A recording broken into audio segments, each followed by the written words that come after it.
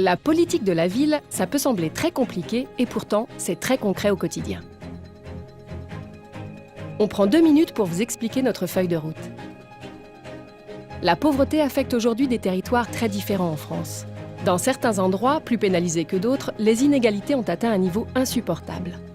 En 2012, un habitant sur 4 des US était au chômage. 1 sur 4 renonçait à des soins pour des raisons financières. Et les jeunes étaient particulièrement victimes de discrimination liée à l'origine ou à l'adresse. Dans certains territoires, on attend plus longtemps son bus, on ne trouve pas de place en crèche, le Pôle emploi manque de personnel. Depuis 30 ans, la politique de la ville a ciblé ces territoires qu'on a appelés les quartiers. Les dispositifs se sont superposés et tout cela est devenu illisible et inefficace pour réduire les inégalités. Pour changer la donne, le Parlement a voté en février 2014, à une très large majorité, une loi qui simplifie la carte des territoires de la politique de la ville.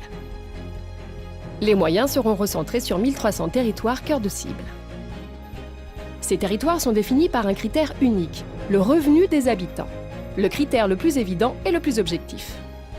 Quand on habite dans un territoire cœur de cible, l'État, les collectivités et les services publics prennent des engagements. Par exemple, la région s'engage à réserver au quartier 10% des fonds européens pour le développement économique et la formation. Pôle emploi renforce le nombre de conseillers dans ses agences et réserve 15 000 emplois d'avenir pour les jeunes.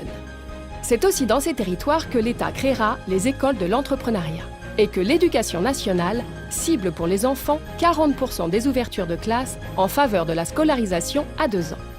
Parmi ces territoires, 200 connaissent des difficultés supplémentaires liées à des habitats très dégradés. 5 milliards de subventions nationales y seront investies pour améliorer le cadre de vie des habitants. Tout ça, c'est écrit dans un contrat de ville. Il traite dans une même dynamique les actions en faveur des habitants, les interventions sur le cadre de vie et le développement de l'emploi. Les mères isolées et les jeunes sont la priorité centrale de ce travail. L'objectif, c'est la solidarité entre les générations. Et vous dans tout ça? La réforme prévoit la mise en place de conseils citoyens composés d'autant d'hommes que de femmes.